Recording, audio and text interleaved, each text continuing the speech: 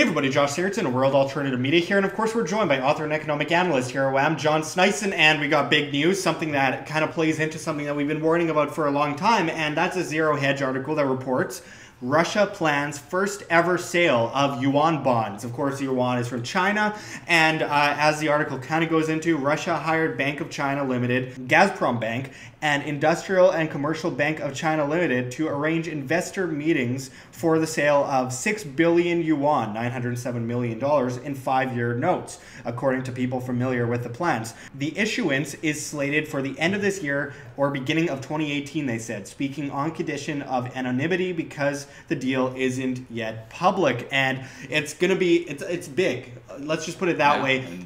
The question on a lot of people's mind is the US dollar doomed?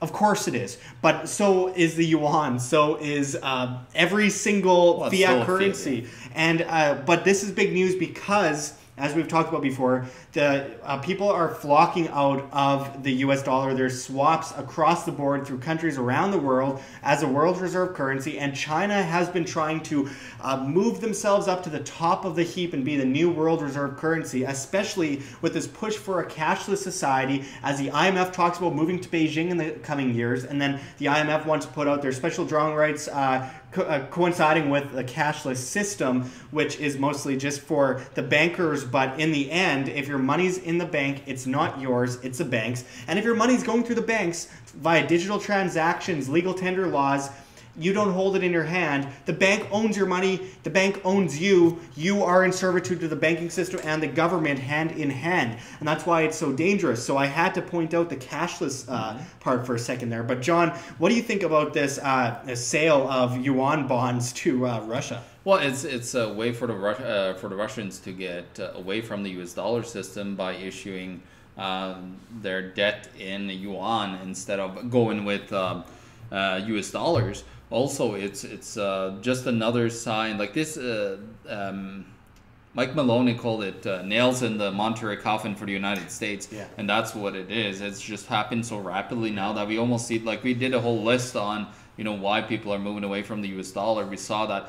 I think the biggest thing is going to be when when Saudi Arabia decides to price their oil in gold. That I think that is going to be the defending end of it, because they were the one that started with Kissinger going down there and setting up the petrodollar. Well, yeah, and it was pushing for the Trilateral Commission. So yeah, Kissinger in the early 1970s went there without Nixon's permission to meet Mao Zedong, who of course killed 50 million people. Conservatively, could be more like 60 or 70, some historians say. It's communism at its finest, folks. But with that said, there was this push to create this union between the United States and China, and then moving forward through Zbigniew-Brzezinski in the late 1970s under Jimmy Carter, was this creation of the Trilateral Commission that would create this monetary ally between China and the United States that would really just create this future deep state organization that will push towards basically centralizing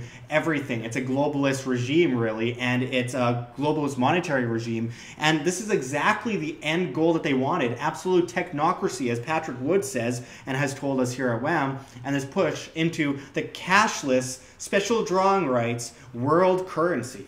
Yeah, no, it's this is just another nail in the coffin. And what is happening next is you're just going to see so much more people leaving and going away from using the US dollars. The next one, when that big drop in the bucket, for example, as I said, Saudi Arabia decides to get away from the US dollar and using it for their oil trade, then you're going to see mass exodus from US dollars. And what's going to happen with all those dollars that the US have been able to shove out into the world to hide the massive inflation that they created with the US dollar? It's going to all come back into its own borders, and you're going to see massive hyperinflation and a potential devaluation of the US dollar, a huge devaluation, as this money keeps on flooding back in. Let's make this clear, because we always have new viewers. All fiat currencies eventually revert to their intrinsic value of zero. They always have, they always will. Going back to 1024 AD in China, we've just seen it hundreds of times happen over and over again. They print it out of thin air. They just create massive amounts of it, centralize it. We see it just surrounded by debt and devaluing of the currency, causing inflation, which is a price of living going up. It's a hidden tax. It constantly rises. And we've seen this system throughout the world. I don't think there's any country in the world right now that isn't using fiat currency. But I think that it's really important that we as individuals understand this dangerous system of centralization, of central banksters working with the government, collaborating with them in order to enslave us in debt servitude, because it's perfect for them. It's a perfect storm. They shove us down that bottomless pit of debt, and we're forced to ask for a ladder up from the government and banking system, which puts us in perfect servitude. And let me make one final point here. Recently, Treasury Secretary Mnuchin in the United States, of course, announced that he was going to potentially cut China off from the US dollar due to North Korea sanctions that he says they weren't following, and the Bank of Dandong has already been cut off. So this is a perfect storm for China. This is exactly what China wants. This is the move, the incremental move into the global currency, which China hopes to lead. I think that there's some talk about maybe it's not going to happen that way, because that monetary system is breaking and crumbling at the seams, and we see right now this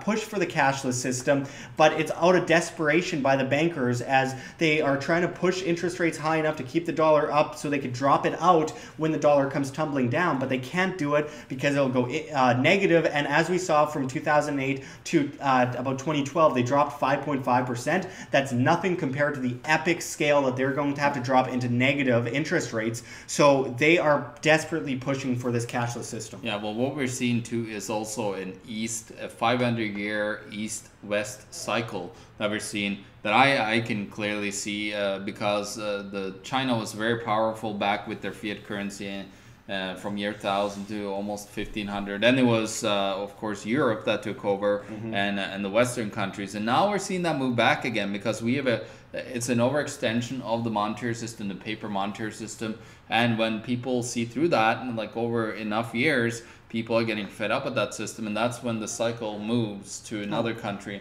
Absolutely. And, well, I'll just cut in for a second, John, in saying that with this cashless system that's being unrolled, at the same time, this also means with the bail-in regimes that are being pushed forward, Mario Draghi at the EU is talking about not being able to ensure that the stolen money from your bank accounts, which bail-ins basically are, and then on top of that, you can't do a run on the bank if there's no money in the bank. And this is a whole system that they want to develop so they can enslave us from all ends of the spectrum, both political, monetary, market, etc. And this is why we need to be ready for this massive calamity. Yeah, if anybody of you paid attention to what Mnuchin has been up to lately, he is trying to gain and give confidence back to the people. He was at the Fort Knox saying, oh, there's lots of gold here. And then he was at the Federal Reserve holding up a sheet full of Federal Reserve notes. And then thought it was a compliment to be called a James Bond villain. And he did something that no human being should ever say, and say from the James Bond. He didn't say James Bond. He called the movies the James Bond.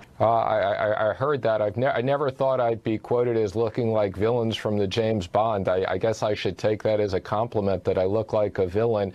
I mean, this guy, I don't know, man. He's not cool. He's twitching all the time. He's like a robot trying so hard to be human. But it could be, yeah. But it's so, and his wife. Well, he's another bankster. That's what he is. Yeah. But in the end, it comes down to the solutions, which everyone wants to hear. So I'll just lay it out really quickly, like we always do.